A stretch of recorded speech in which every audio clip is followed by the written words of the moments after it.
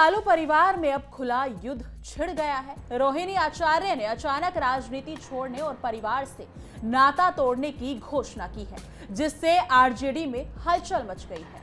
उनके आरोप तेजस्वी यादव और उनके करीबी सहयोगियों पर सीधे निशाने साधते हैं और अब सभी पूछ रहे हैं क्या ये परिवार और पार्टी के लिए बड़ी राजनीतिक भूकंप होगा। नमस्कार दोस्तों, आप देख रहे हैं इंडिया डेली का डिजिटल प्लेटफॉर्म और मैं हूं आपके साथ तान्या त्यागी।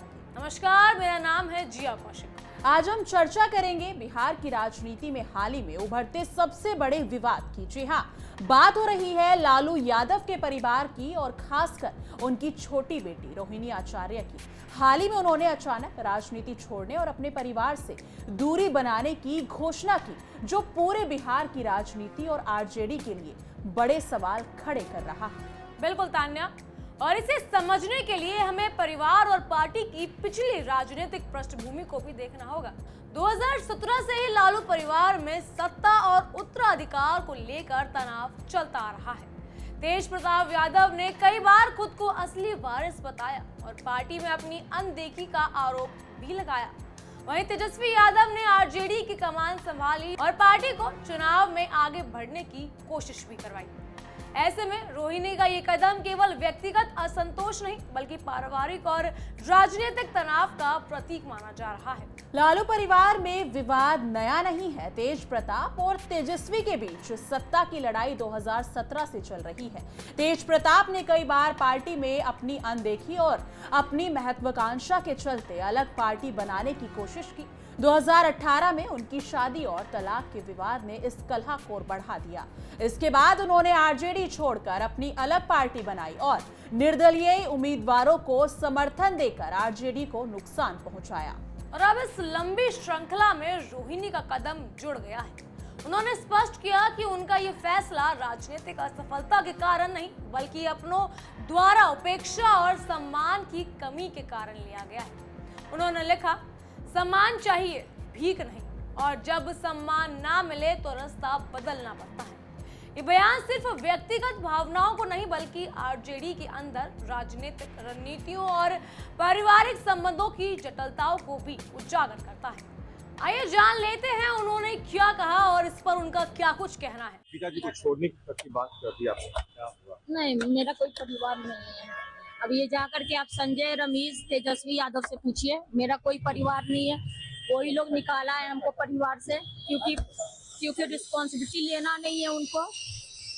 पूरा दुनिया बोल रहा है जो चाणक्य बनेगा तो चाणक्य से आप सवाल पूछिएगा। जब कार्यकर्ता चाणक्य से सवाल कर रहा है, पूरा देश दुनिया सवाल कर रहा है कि पार्टी का ये ऐसा हाल क्यों हुआ।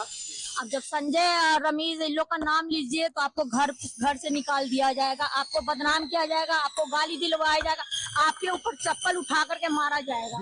रोहिणी ने सीधे तौर पर तेजस्वी यादव, उनके सलाहकार संजय यादव और रमेश पर आरोप लगाया कि उन्होंने मिलकर उन्हें परिवार से बाहर किया। उनका कहना है, मेरे लिए अब कोई परिवार नहीं है, जिनके नाम लेती हूँ उसी ने मुझे घर से निकाल दिया।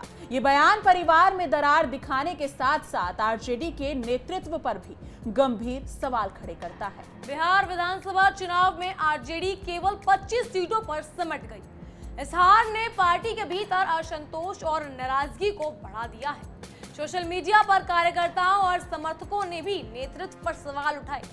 रोहिणी के इस बयान ने पार्टी के अंदरूनी संघर्ष को और उजागर कर दिया है। लालू यादव की चुप्पी इस पूरे विवाद को और रहस्यमयी बना रही है। समर्थकों की निगाहें अब परिवार और पार्टी नेतृत्व पर टिकी है कि वो इस विवाद का समाधान कैसे करेंगे। ये केवल राजनीतिक संकट नहीं है बल्कि पारिवारिक और व्यक्तिगत संघर्ष का प्रतीक बन गया है। ये कदम ये दिखाता है कि बिहार में राजनीति में पारिवारिक राजनीति और सत्ता की लड़ाई कितनी जटिल हो सकती है।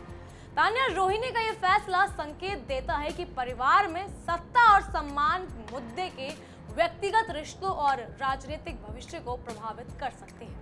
आइए अब रोहिणी के आरोपों की बात करते हैं। उन्होंने पटना एयरपोर्ट पर बातचीत करते हुए कहा कि संजय यादव और रमेश ने मिलकर उन्हें परिवार और राजनीतिक जीवन से अलग कर दिया। उनका कहना था कि पार्टी की हार के बाद जब सवाल उठे तो सबसे पहले उन्हें ही निशाना बनाया गया। और यही नहीं, रोहिणी ने स्पष्ट किया कि उनका यह निर्णय राजनीतिक असफलता का नतीजा नहीं बल्कि अपनों द्वारा उपेक्षा का परिणाम है। उन्होंने कहा कि अब वो राजनीति और सार्वजनिक जीवन से दूर रहेंगे। उनका ये भावनात्मक बयान परिवार में दरार और पार्टी की अंदरूनी राजनीति को उजागर करता है। उन्होंने सोशल मीडिया पर लिखा, मैं अब किसी राजनीतिक बहस का हिस्सा नहीं बनना चाहती। मेरे लिए अब कोई परिवार नहीं है। जिनके नाम लेती हूं उसी ने मुझे घर से निकाल दिया। ये बयान स्पष्ट करता है कि परिवार और राजनीतिक संबंधों में गहरी दरारें हैं। बिल्कुल तान्या, अब सबसे बड़ा सवाल ये है कि रोहिणी का ये कदम आरजेडी और बिहार की राजनीति पर क्या असर डालेगा। क्या ये पार्टी में और ज्यादा दरार पैदा करेगा या नेतृत्व इसे संभाल पाएंगे। बिहार की राजनीति के लिए ये घटना संकेत देती है कि पारिवारिक कलह और राजनीतिक उत्तराधिकारी का जटिल तालमेल कितना संकट पैदा कर सकता है। ये साफ है कि ये कदम केवल व्यक्तिगत असंतोष नहीं बल्कि राजनीतिक रणनीति और पारिवारिक सत्ता की लड़ाई का भी नतीजा है। बिहार और आरजेडी की राजनीति दोनों ही इससे प्रभावित होंगी। सवाल उठता है कि क्या लालू परिवार फिर से एकजुट होगा या रोहिणी की तरह और भी सदस्य अपनी राह चुनेंगे। सोशल मीडिया पर समर्थकों की प्रतिक्रियाएं और भी इस विवाद को मजबूत या फिर हम कहें चर्चा में ला रही हैं। लोग पूछ रहे हैं कि पार्टी हार के बाद जिम्मेदारी क्यों नहीं ले रही और नेतृत्व अपने निर्णयों में पारदर्शिता क्यों नहीं दिखा रहे हैं।